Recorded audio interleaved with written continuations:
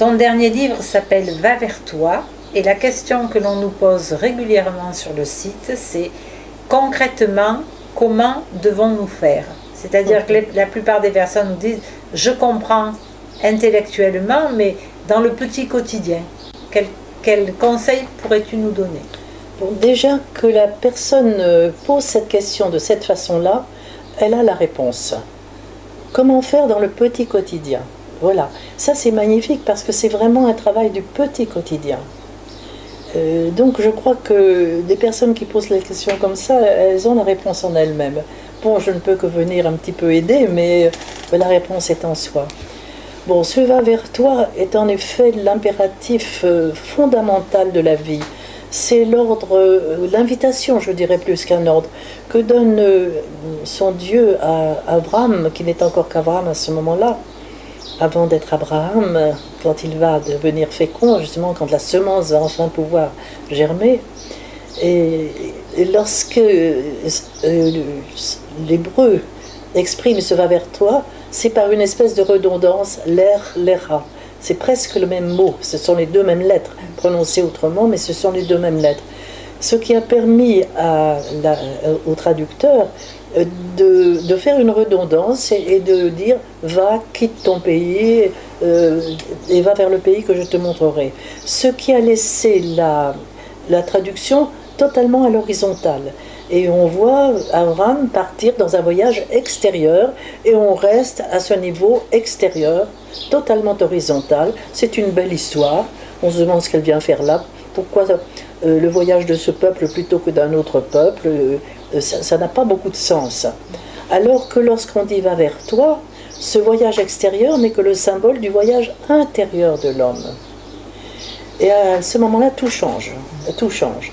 Alors ce voyage intérieur, c'est lequel? C'est entrer dans la dynamique, justement, qui est inscrite dans cette information profonde en lettres, entrer dans cette dynamique de vie qui fait qu'on va peu à peu aller intégrer le potentiel qui est à l'intérieur de nous. Ce qui veut dire, en termes plus jolis, si tu veux, que épouser ce féminin de l'être. Qu'est-ce que ça veut dire? D'ailleurs, dans la dialectique mâle-femelle, puisque Adam est créé mâle et femelle, bon, sur le plan animal, c'est monsieur, madame, nous sommes tout à fait d'accord. Et ça va beaucoup plus loin, parce que le mot mâle veut dire aussi, c'est aussi le verbe se souvenir, c'est-à-dire que moi, Annick, qui suis femelle sur le plan biologique, je suis mâle si je me souviens de cet autre côté de moi et que je descends en moi pour y voir tout ce monde inaccompli, et qui souvent va jouer en négatif, parce que ce sont des animaux, c'est un monde animal qui est décrit dans le livre de la Genèse, en effet. Rayot, Ray, c'est la vie, Rayot, ce sont les vivants, et tous ces vivants qui sont à l'intérieur de moi sont symbolisés par les animaux à l'extérieur.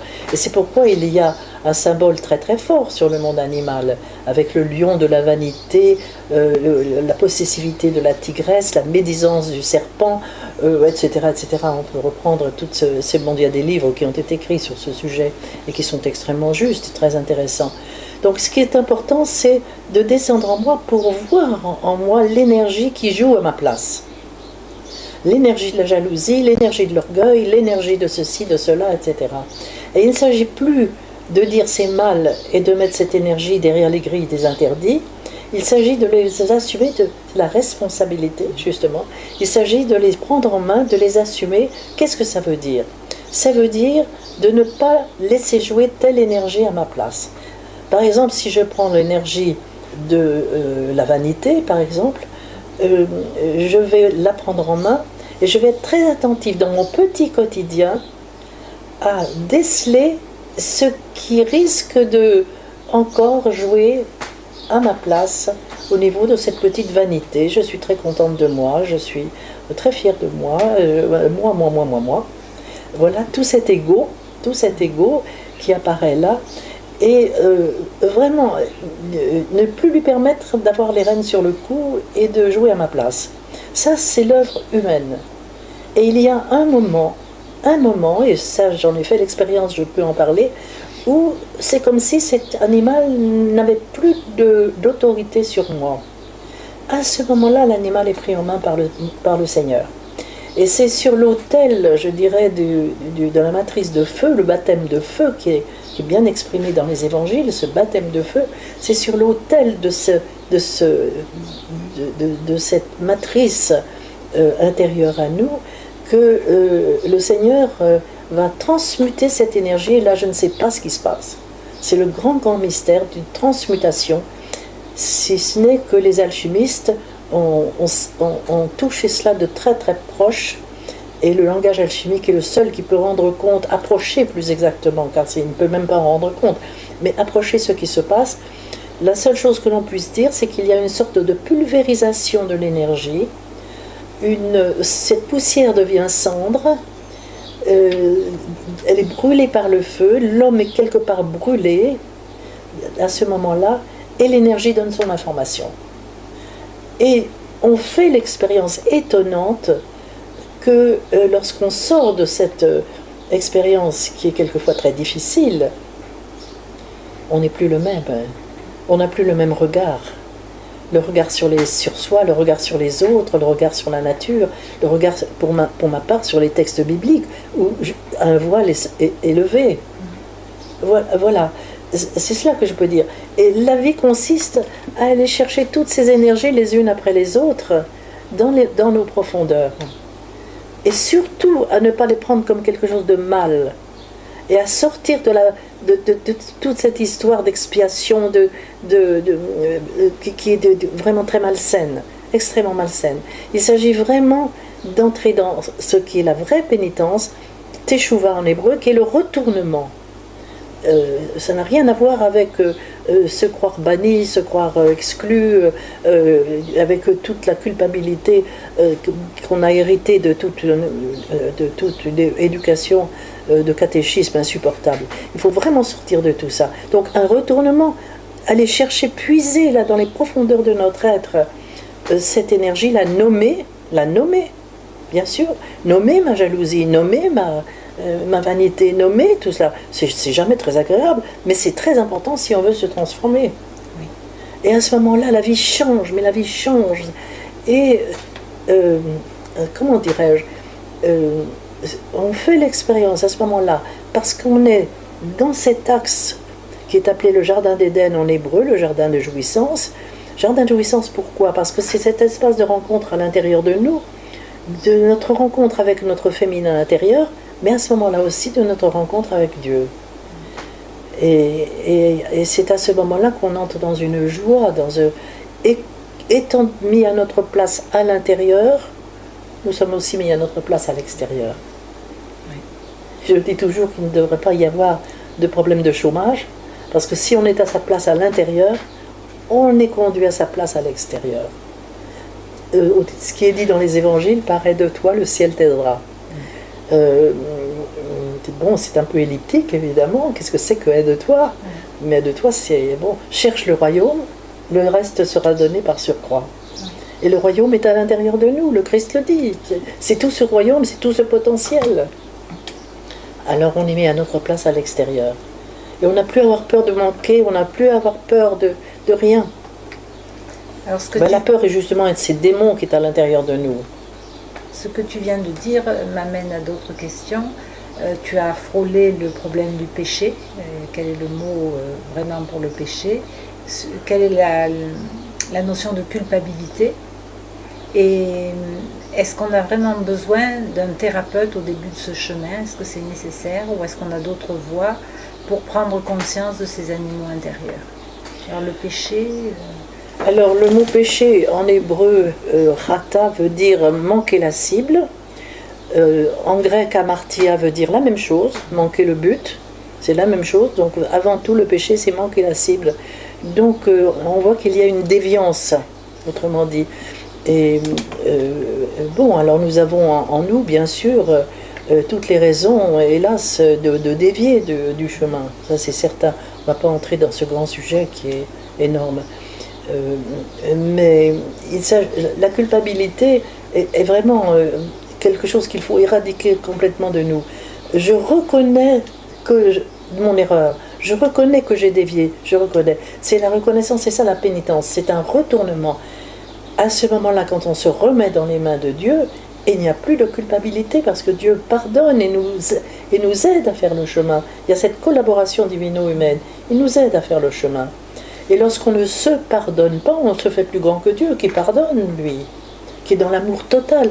C'est ça qui est terrible, c'est que les façons d'exprimer le monde divin dans la Bible passent souvent par des colères, par des jalousies de Dieu, par des choses très humaines. Mais ce ne sont que des expressions symboliques. Parce que le monde divin est un monde d'amour infini, infini, infini, de pardon infini. Je ne sais pas comment dire. Et il faut avoir une autre lecture, justement, sous-jacente, aller dans les profondeurs de ce qui est dit. C'est pas toujours facile. Parce que la jalousie de Dieu, par exemple, ça n'a rien à voir avec une autre jalousie. C'est un amour divin infini qui nous conduit vers le vrai but, justement. Et lorsqu'il y a déviance, alors c'est exprimé par la jalousie parce qu'on va vers le Satan qui vient nous. Donc nous donnons à un autre époux, à un autre. Et alors c'est exprimé par la jalousie de Dieu. Mais ça n'a rien à voir avec notre jalousie. C'est un amour infini qui nous dit: tu te trompes, ma pauvre chérie, tu te trompes, tu te trompes. Reviens, reviens. Oh Shulamite, retourne-toi, retourne-toi. Et nous verrons en toi. C'est magnifique ce discours dans le Cantique des Cantiques. C'est très beau. Voilà ce que je peux dire. L'autre partie de ma question, c'était sur est-ce qu'on est obligé de passer par un thérapeute au départ pour notre chemin? Oui, alors écoute, combien d'êtres n'ont pas eu de thérapeute dans leur vie et ont fait un chemin absolument admirable? Je vais dire que ce n'est pas indispensable, mais il est bien certain que c'est très très difficile de faire ce chemin sans avoir un maître extérieur, dans le début en tout cas du chemin, c'est sûr. Parce que le grand danger de ce chemin spirituel, c'est l'illusion. On peut être dans une illusion totale d'avancer sur ce chemin. Donc il est très important d'avoir quelqu'un qui soit tendresse, mais aussi rigueur, pour nous vérifier. Mais le maître extérieur ne doit en aucun cas diriger. Le maître extérieur n'est là que pour nous accoucher du maître intérieur. Le maître intérieur, c'est justement cette présence divine à l'intérieur de nous. Ça, c'est le maître intérieur propre à chacun de nous. Et au moment où il y a la présence du maître intérieur, le maître extérieur doit se retirer. Et on va voir ça, soit ça se joue de la part du maître extérieur, soit ce sont les événements qui jouent dans la vie. Et je racontais dans un stage récent que, justement, moi j'ai eu un maître vraiment à qui je dois énormément, mais les circonstances de ma vie ont fait que j'étais obligée de le quitter. Parce que j'ai habité beaucoup plus loin et donc je ne pouvais plus aller vers lui. Les circonstances de ma vie faisaient que j'étais bloquée et je ne pouvais plus aller vers lui. Donc je me suis trouvée seule tout d'un coup. Et à ce moment-là, je me souviens très très bien m'être dit: où je trouve mon maître intérieur, où je ne suis rien. Et à ce moment-là, le maître intérieur a surgi. Et je pense que les circonstances de la vie ont été amenées par Dieu dans ma vie, parce que j'étais assez mûre pour faire ce chemin. À ce moment-là, j'ai d'ailleurs fait un rêve extrêmement intéressant, et le maître qui était le maître extérieur est d'ailleurs mort à ce moment-là. Et j'ai rêvé qu'il revenait nous voir avec un petit groupe d'auditeurs, enfin de disciples, et il nous enseignait, et puis à un moment, il est reparti, et il a embrassé tout le monde sauf moi. J'étais bouleversée, ulcérée, c'était terrible, terrible. Et arrivé à la porte de sortie, il est revenu vers moi, je me suis retrouvée à genoux devant lui avec son étole sur ma tête, dans une attitude de pénitence, et il me bénit et il me dit: toi, Annick, sois amour total. Et il est parti. C'est-à-dire qu'il disait qu'il y avait en moi, déjà, avait surgi une force qui faisait que je n'avais plus besoin du maître extérieur, du baiser du papa, et que j'étais capable d'entrer dans cette qualité d'amour, parce que c'est certain que l'amour est la seule arme de ce travail intérieur. Tous les autres étaient des aspects de moi qui n'étaient pas du tout encore entrés dans cette dynamique. Mais il y avait suffisamment de force maintenant pour les faire entrer petit à petit. Voilà la grande différence entre le maître extérieur et le maître intérieur. Merci beaucoup, Annick. Merci.